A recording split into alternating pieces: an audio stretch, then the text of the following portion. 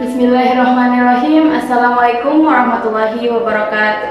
Perkenalkan, nama saya Dwi Amal Juliandri. Saya berasal dari kelas 11 5. Adanya saya di sini guna ini memberikan ceramah singkat mengenai ikhlas.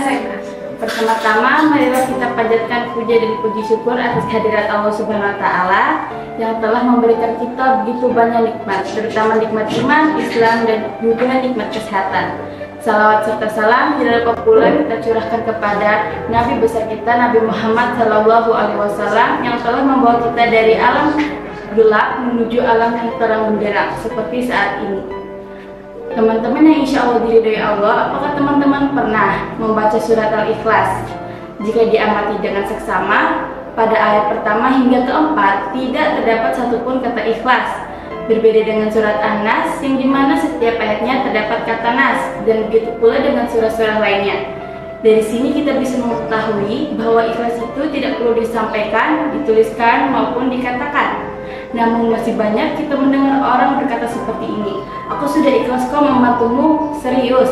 Padahal amalan tersebut belum tentu bisa diterima oleh Allah Subhanahu wa Ta'ala, karena Allah itu yang zuru ila qulubikum wa amalikum, yang dimana Allah itu melihat seseorang dari dalam hati dan amalannya yang ikhlas.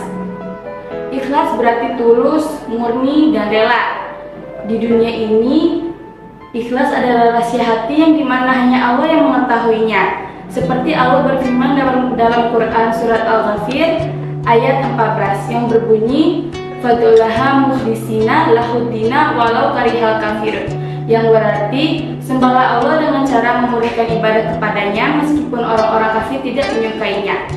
Dari ayat di atas terdapat kata mukhlisina lahuddina, yang dimana mukhlisina berarti seseorang yang ikhlas dan mukhlisina lahuddina berarti seseorang yang ikhlas dalam menjalankan tugas Allah Subhanahu wa Ta'ala dan hanya mengharapkan ridho Allah semata. Lalu apakah kita harus menjalankan perilaku ikhlas ketika kita sedang beribadah kepada Allah? Tentu saja tidak. Kita boleh melakukannya dalam kehidupan sehari-hari. Misalnya sedang bersedekah kita harus ikhlas, menuntut ilmu kita harus ikhlas, dan juga membantu orang lain kita harus ikhlas. Karena ikhlas itu merupakan salah satu kewajiban kita sebagai umat muslim. Seperti Rasulullah SAW berkalam, "Sesungguhnya amalan tidak bisa diterima kecuali amalan yang ikhlas dan hanya mengharapkan wajah Allah semata."